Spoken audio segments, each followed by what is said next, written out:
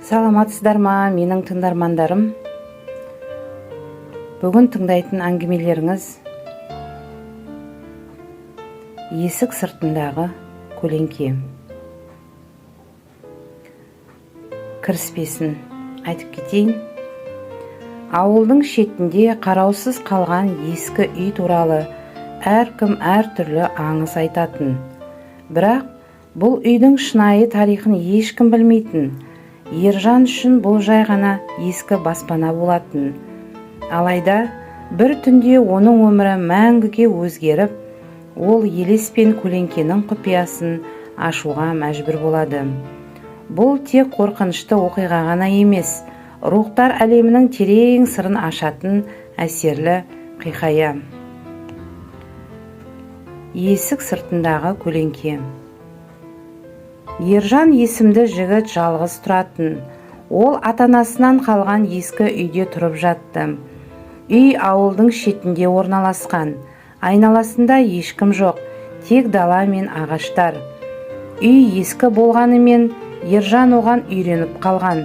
Бірақ соңғы уақытта ол бір түрлі сезімдерді бастан өткере бастады. Түнде түсініксіз дыбыстар естілетін. Кейде терезелер өздігінен дірілдейтіндей көрінетін.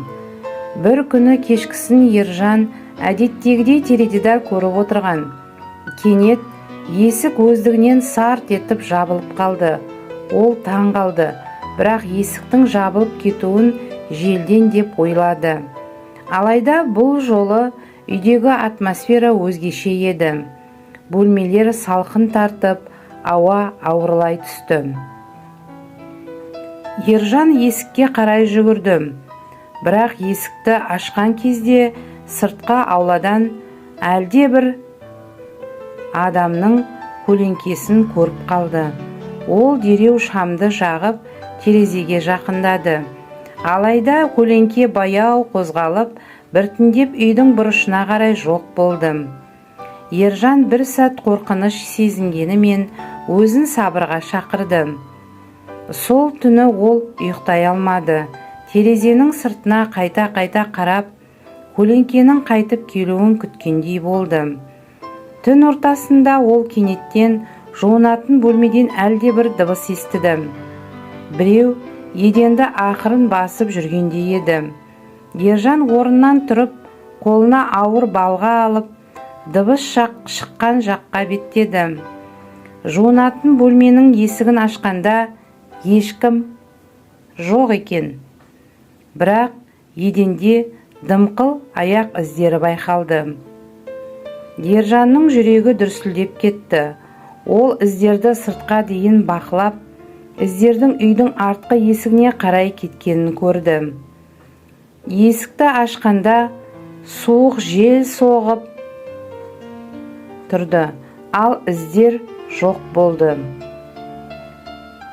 Таңға дейін ол көз ілмей отырды.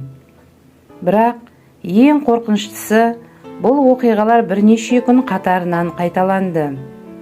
Әр кеш сайын көлеңке қайта пайда болатын. Бірде ол көлеңкенің тек сыртта ғана емес, үйдің ішінде де пайда бола бастағанын байқады. Соңында Ержан үйден кетуге мәжбүр болды. Ол бұл оқиғаны ауыл ақсақалдарына айтып берді. Ақсақалдардың бірі оған бұл үйде бір кездері бір жас жігіт жоғалып кеткен.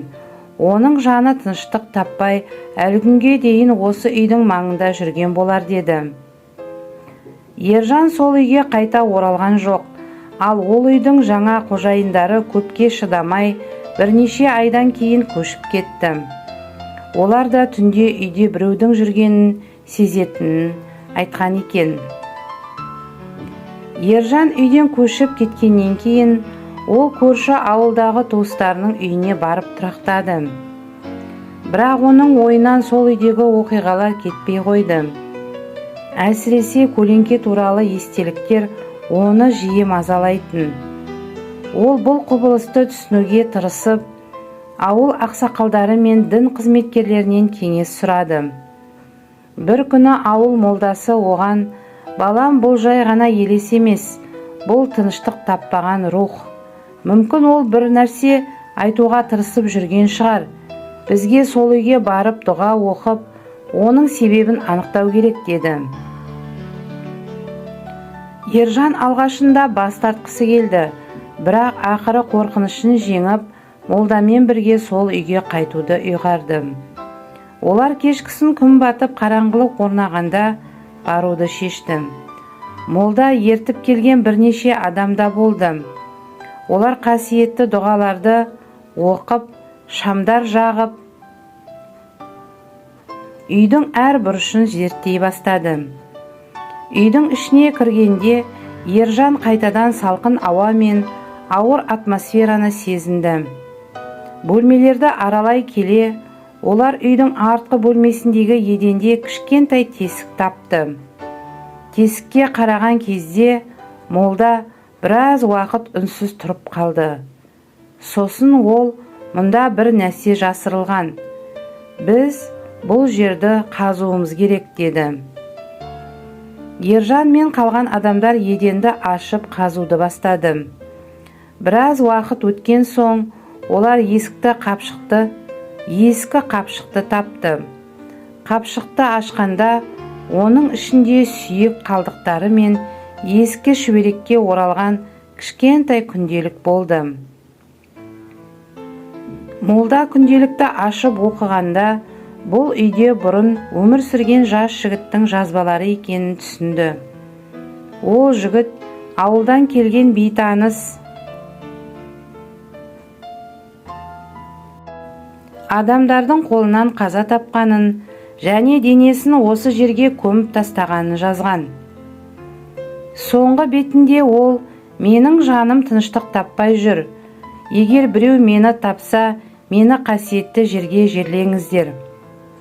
Бұл сөздерді оқығаннан кейін молда дұға оқып, сол жерде рухты тыныштандыру рәсімін жасады. Сүйектерді жинап, ауылдағы қорымға апарып дұғалармен қайта жерледі. Осы оқиғадан кейін Ержанның үйі тынышталды. Адамдар бұл оқиғадан кейін үйге қайтадан көшіп келіп, ешқандай түсініксіз құбылыстар байқалмағанын айтты. Ал Ержан осыдан кейін өмірінің бәрін адамдарға көмек көрсетуге және рухани жолды ұстануға арнады.